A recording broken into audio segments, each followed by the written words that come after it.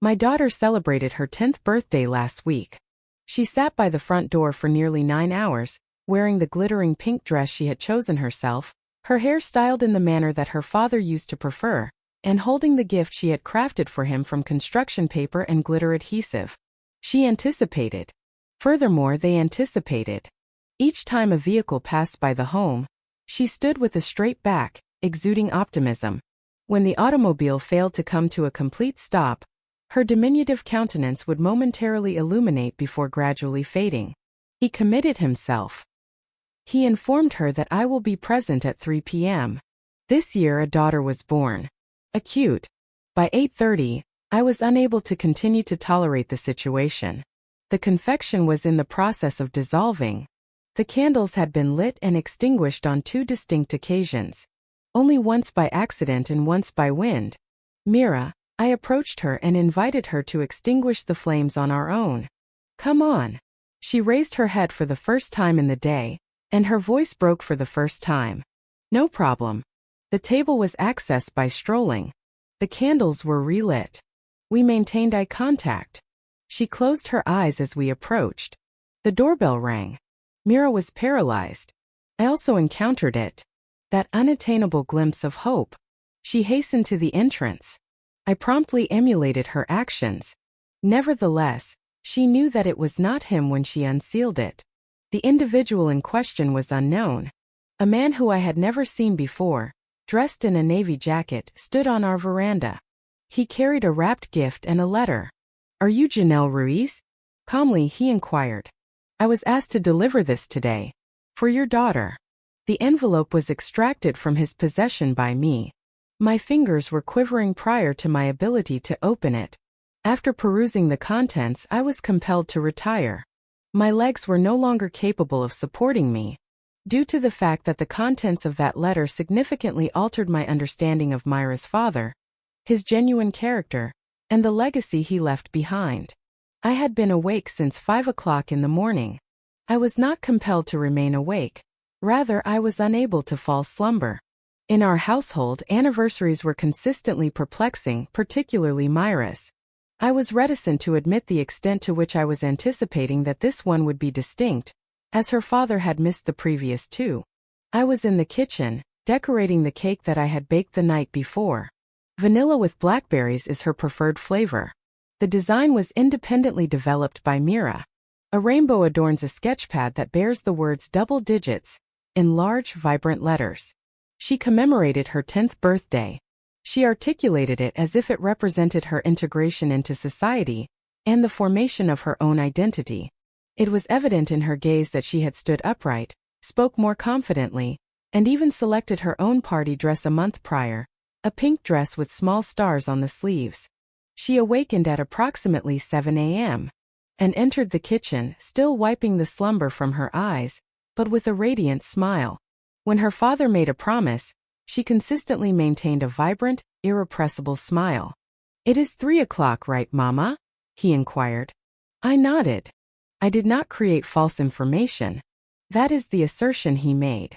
Her voice rose as she twirled in a slow circle as she daydreamed audibly. Is it probable that he will deliver it? The sketchbook from the art establishment in New York? 3 months prior, she had brought it up during a telephone conversation with him. He had declared his intention to exert himself. I am certain that he will bring something distinctive, I declared as I stirred the batter for the cupcakes she planned to bring to school the following day. My voice was casual, but my stomach was constricted. Mira refrained from indulging in a comprehensive brunch. She was unduly enthusiastic. By 9 o'clock, she had already dressed and relocated her diminutive chair to the front window. She sat cross-legged, sketching in her old notebook, occasionally glancing up to observe a passing vehicle. I feigned to be preoccupied with decorating, as I observed from the hallway. I affixed the birthday banners that she had made from cardstock and twine.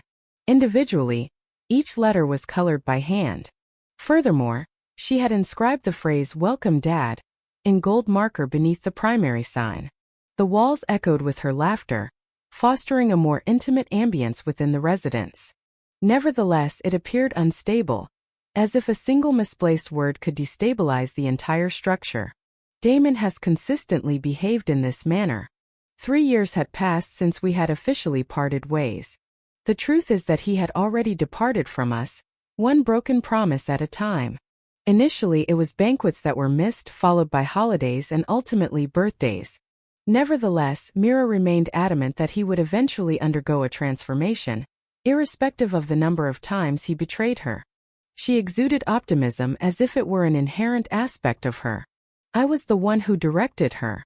I was unable to remove it as a result of my insufficient strength. She had requested that the candles be arranged by noon. She stated, in the event that he arrives early. As she arranged them along the cake, she tallied them twice. I watched her delicate fingertips as she adjusted the final candle to ensure that it was perfectly straight from the doorway. I confirmed that my phone was fully charged.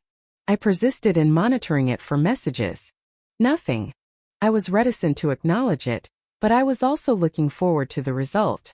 It resulted in me harboring sentiments of self-loathing. I harbored a glimmer of hope that Damon would occasionally fulfill his obligations, despite the fact that he had inflicted an immeasurable amount of suffering upon us. It is conceivable that he would astound both of us. By the time she reached 2, she was prowling. By the age of 3, she was permanently attached to the window. She persisted in her assertion that she would arrive at any moment. I am confident that I continued to respond. Telephone conversations were initiated by family members. My mother, my sister, and my cousin Laura. Their objective was to sing happy birthday and scrutinize Myra's happy expression. They inquired as to whether Damon would be in attendance. I explained to them that I was not aware. I omitted the probable not part. Mira did not request any presents that year. Balloons, pastries, and activities were not of interest to her. She harbored an exclusive aspiration. She desired for her father to enter the room and inform her that he remembered her, that she was noteworthy. That was the most difficult aspect of all.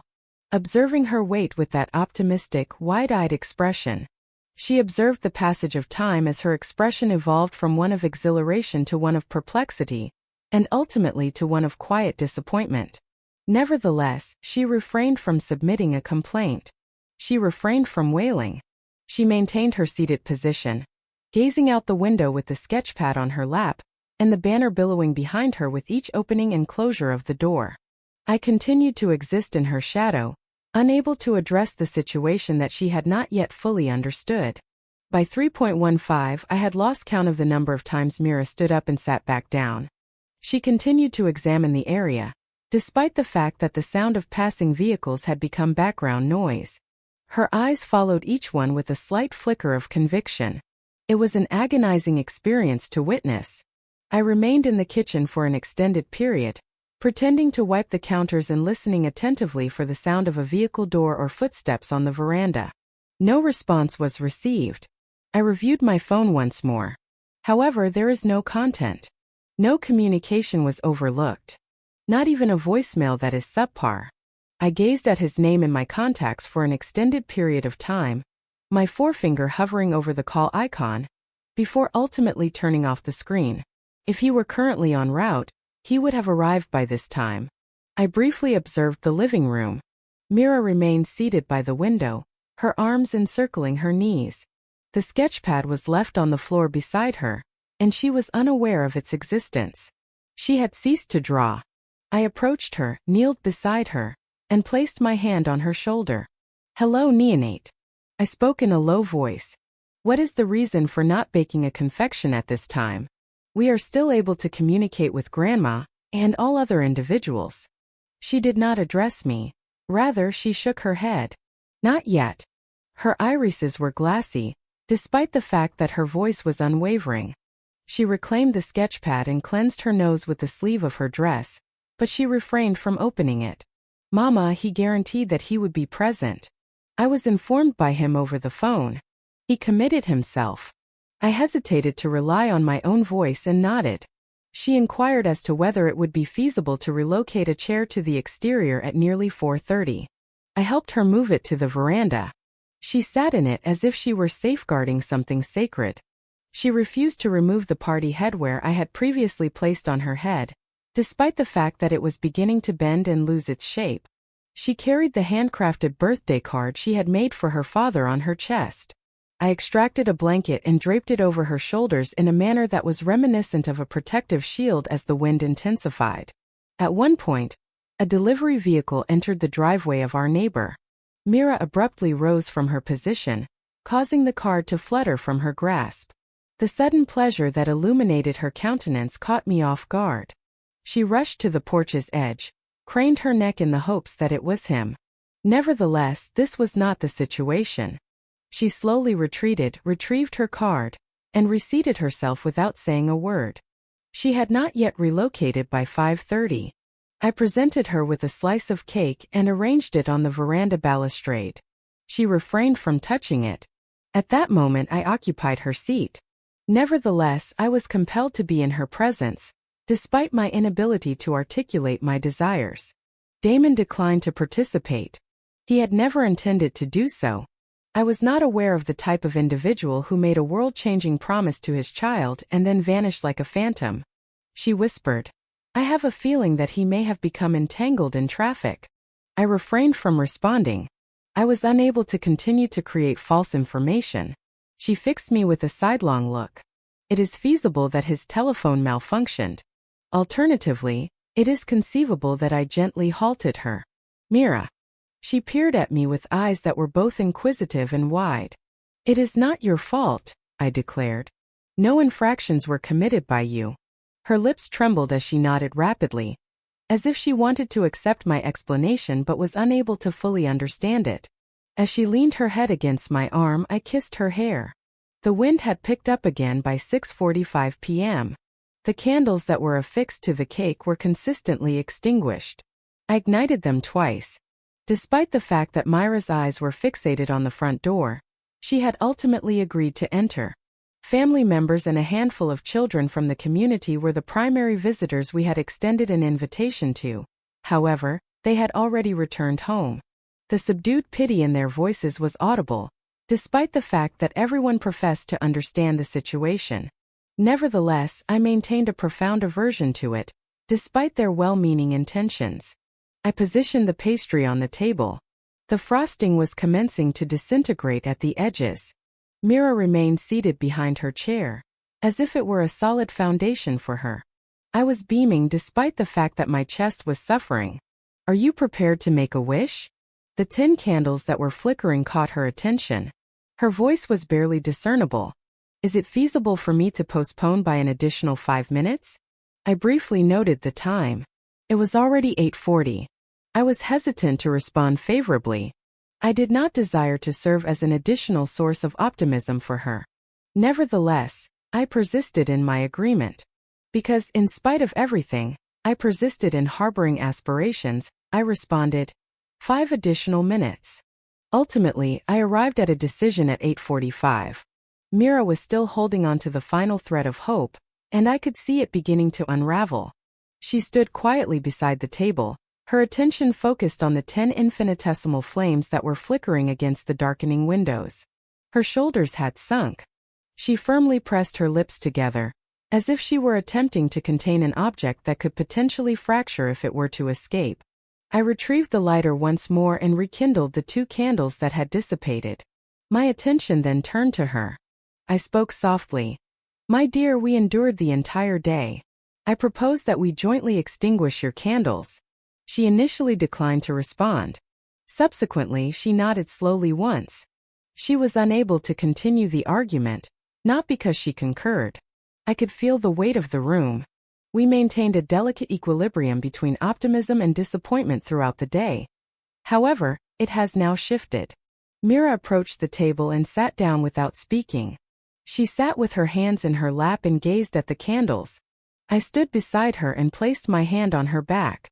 "I informed you that you are still allowed to make a wish. It is not necessary for wishes to be directed toward another individual. They may be exclusively designed for your use." She fixed her gaze on me.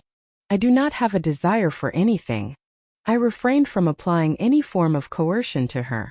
I merely nodded and exhaled. "'Kay then. We will collectively extinguish them." We conducted a count of 3.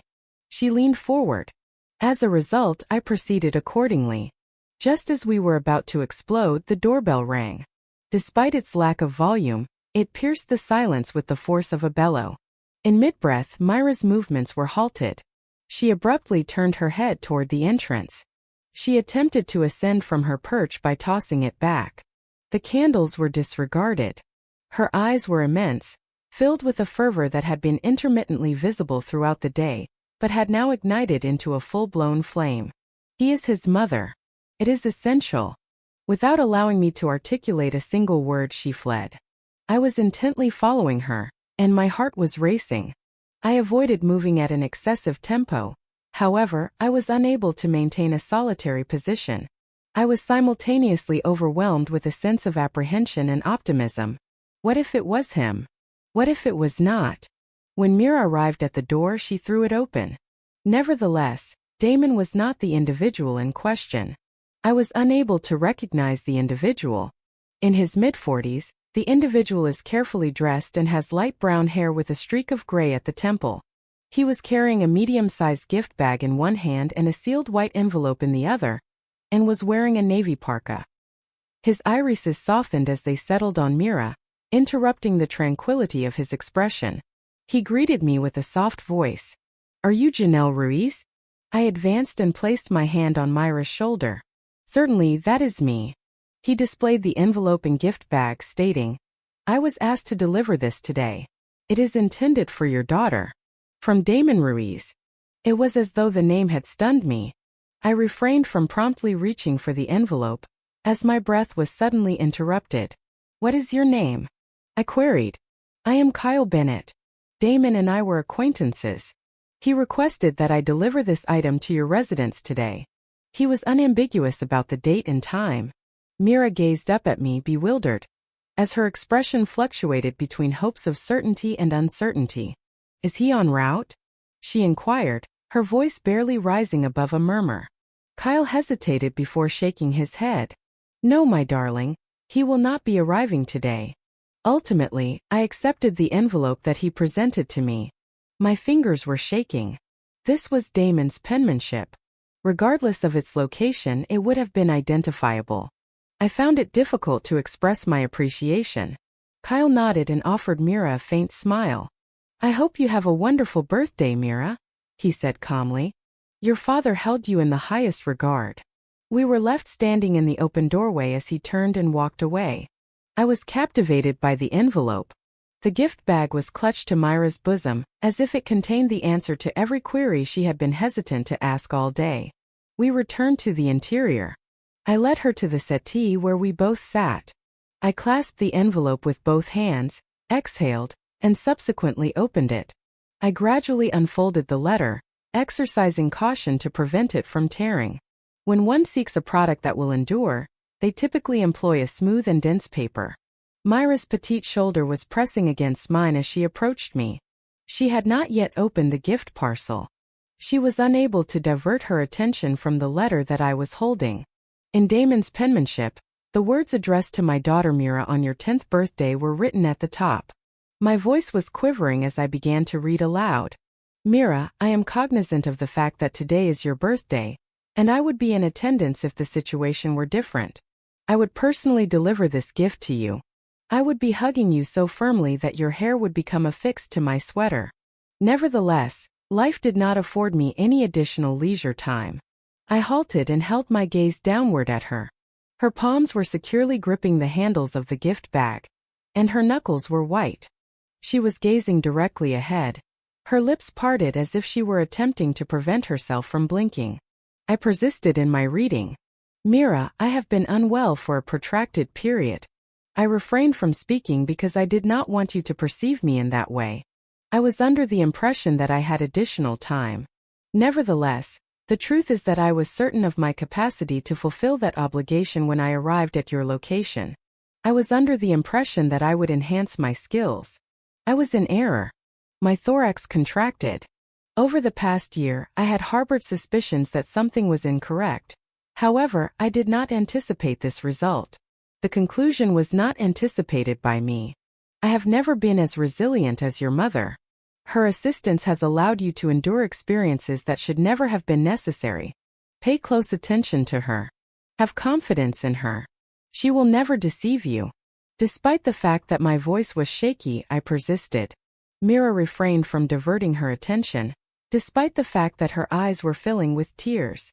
Mira, this is not a farewell. I am present in every drawing that you produce. Each guffaw that bears a resemblance to your mother's. Each time you feel that your distinctiveness is not acknowledged. I am aware of your presence. I have consistently observed your behavior. However, I was never entirely certain of the most effective method of communicating it. I terminated my perusing. I was unable to proceed without my voice breaking completely. I presented the letter to her, and she treated it with the same reverence as if it were a priceless gem. For an extended period, she refrained from speaking. She did not weep, cry, or inquire as to the reason for his delay in informing her. She remained seated, her eyes aglow and her body immobile.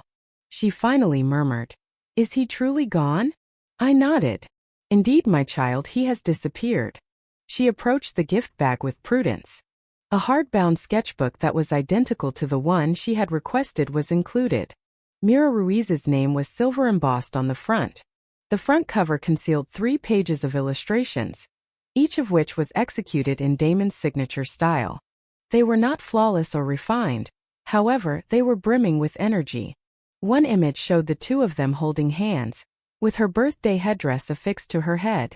Another image showed her seated on a swing, gazing upwards at the heavens. The final image was a self-portrait of Damon, who was smiling and holding a sign that read, "I am proud of you." Mira caressed the paper with a sense of uncertainty that it might vanish. Despite the fact that her lower lip trembled, she maintained her gaze.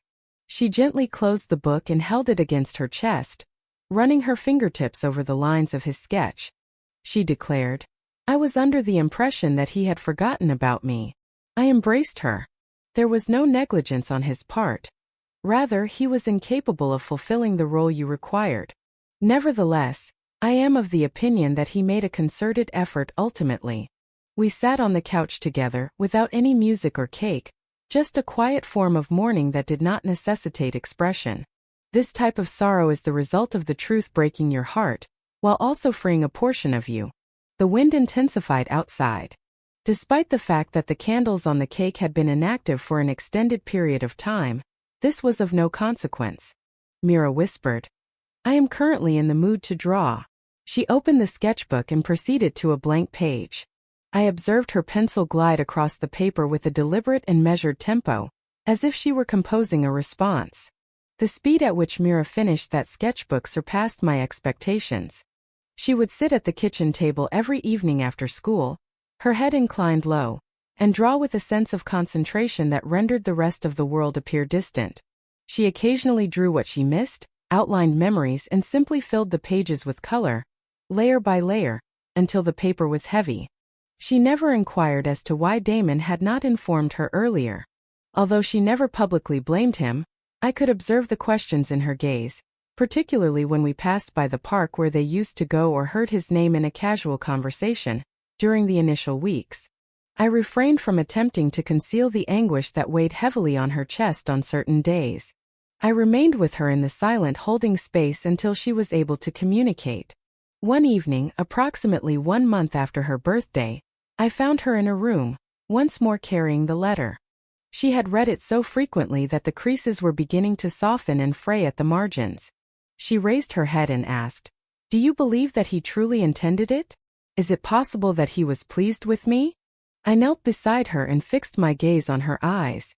I did, in fact, assert, "I am of the opinion that each word was intended by him." She only confirmed and refrained from asking any additional questions. I have come to the realization that sorrow does not always manifest in the form of dramatic scenes or loud sobbing. Sometimes it is in the small pauses, in the way she lingered before turning off the lights, in the drawings where his figure stood farther away than the rest, or in the vacant seat she left next to her during her school performance. Nevertheless, the anguish progressively and subtly diminished. It did not dissipate, however, it ceased to cut with the same precision. She resumed discussing him, not as a wound, but as a person she had known, loved, and lost. A few weeks later, she brought her sketchbook to school for the show and tell. The letter was read aloud to her class, and she informed them without shedding a tear that her father had been ill, and that he loved her enough to send a message, despite his incapacity to be present. Her teacher contacted me following the event to inform me that the room was filled with weeping. She was not particularly affected by the melancholy, however. Myra's quiet confidence, clarity, and fortitude were indicative of a child who had found peace in the truth. I personally struggled with my own emotions. For years I endured Damon's fury. I held him accountable for each delayed recital, each bedtime story I was required to read independently, and each occasion on which Mira inquired about his next contact. I was under the impression that I had become acclimated to it. Nevertheless, the act of perusing that letter also elicited a response from me. He had made substantial errors. He had failed her in ways that I will never be able to fully understand. Nevertheless, his assertion ultimately proved to be accurate. He gave her the truth, a message of love, and a final memory that was not abandonment, as every child deserves. An effort was made. It was present, albeit only through the use of pigment on paper.